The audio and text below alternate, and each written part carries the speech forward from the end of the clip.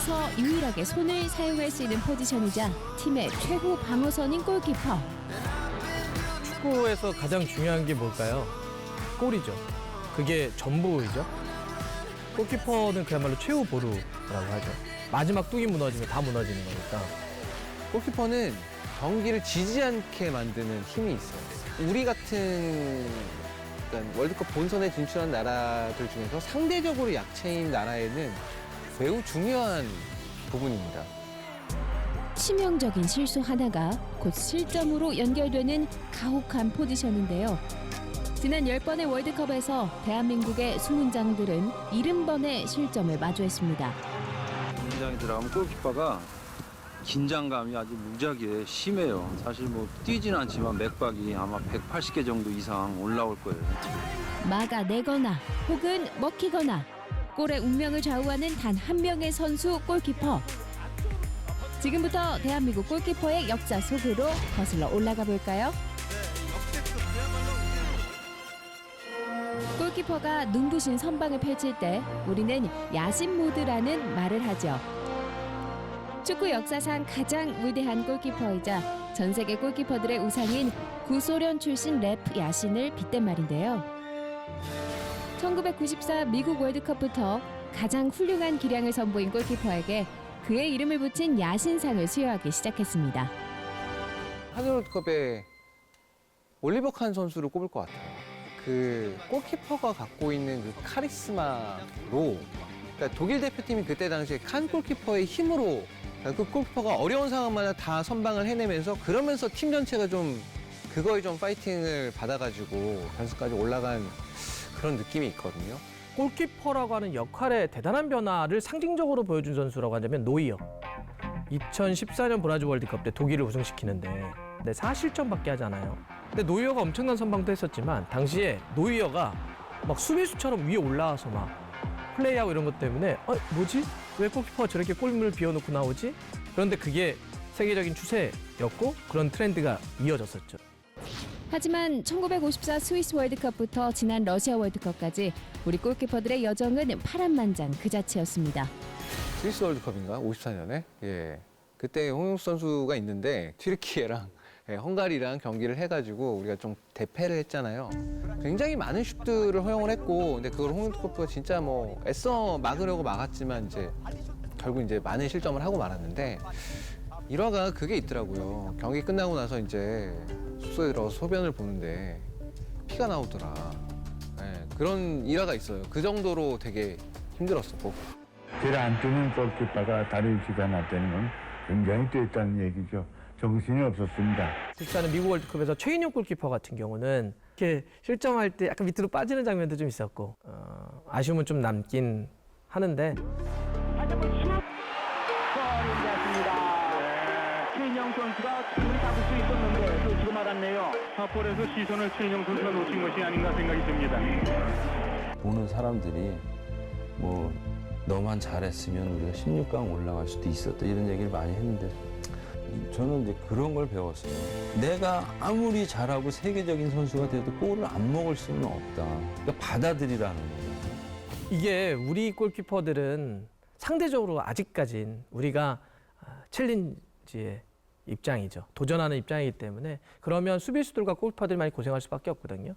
우리는 막 수비 진짜 강하게 하다가 발빠른 공격수들을 상대로 해서 또 앞으로 나아가고 이런 축구를 많이 했기 때문에 그만큼 상대에게 슈팅도 많이 허용을 했고 그러면 실수가 나올 수도 있고 어려운 장면들이 나올 수 있는데요.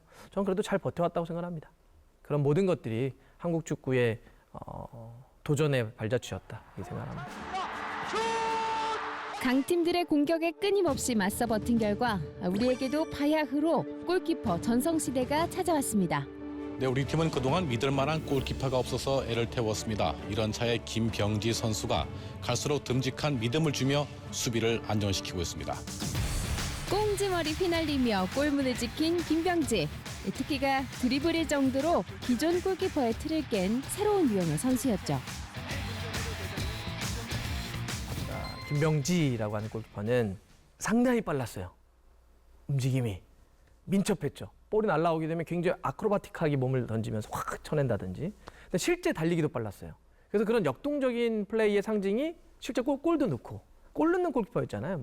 일단 98년 프랑스 월드컵 당시에 이제 김병지 골키퍼하고 실점을 많이 했지만 사실 굉장히 많이 막아낸 편이었어요. 네덜란드가 너무 잘했기 때문에 경기를 어떻게 보면 그 정도 점수로 끝난 게 다행이라고 보일 정도로 나름대로 선방도 많이 했었고. 위험합니다.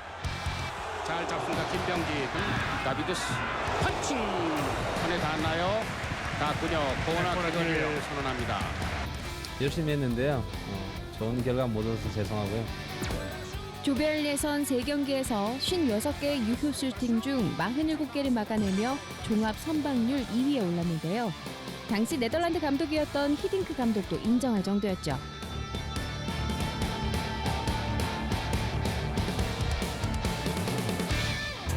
하지만 2002 월드컵을 앞두고 골문을 비운 돌발 행동으로 히딩크 감독을 다시 한번 깜짝 놀라게 했는데요.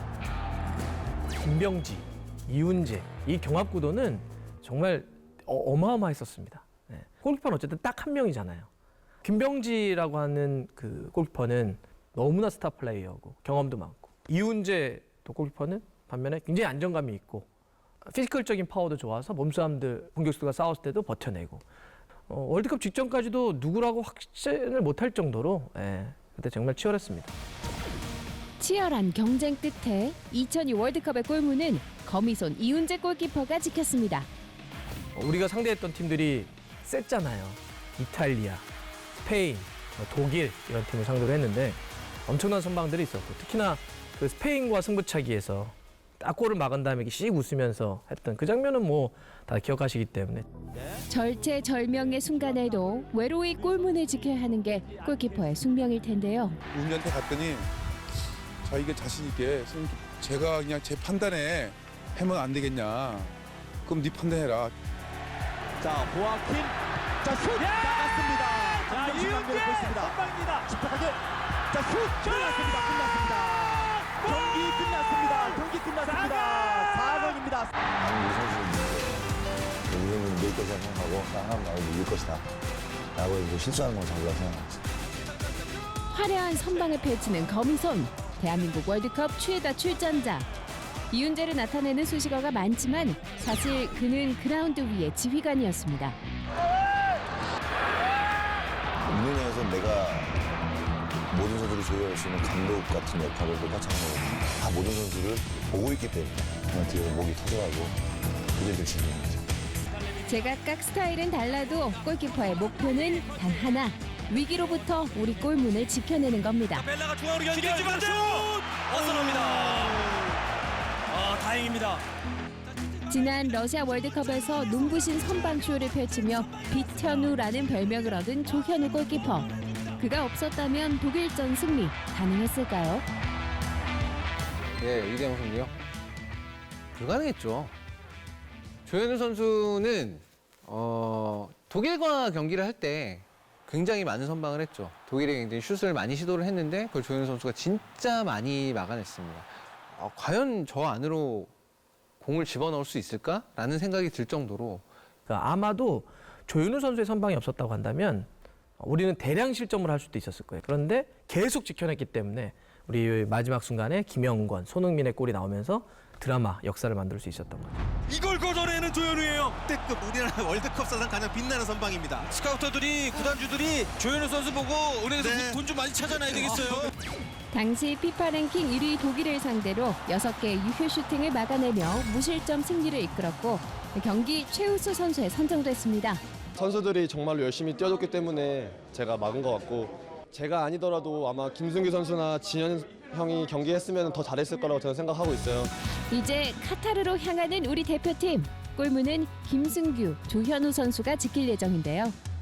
딱 그냥 한 줄로 얘기하자면 발 김승규, 손 조현우. 조현우 골키퍼는 골문에 들어오는 슛을 막아내는 데는 정말 동물적인 감각을 갖고 있는 선수이기 때문에 그런 부분에 있어서는 여전히 장점은 있다라고 생각이 들고, 반면에 이제 김승규 골키퍼는 물론 선방도 잘하지만 발을 잘 쓰죠.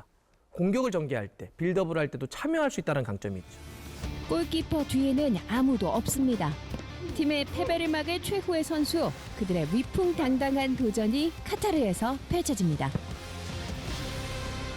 위축되지 않고 마음껏 했으면 좋겠어요.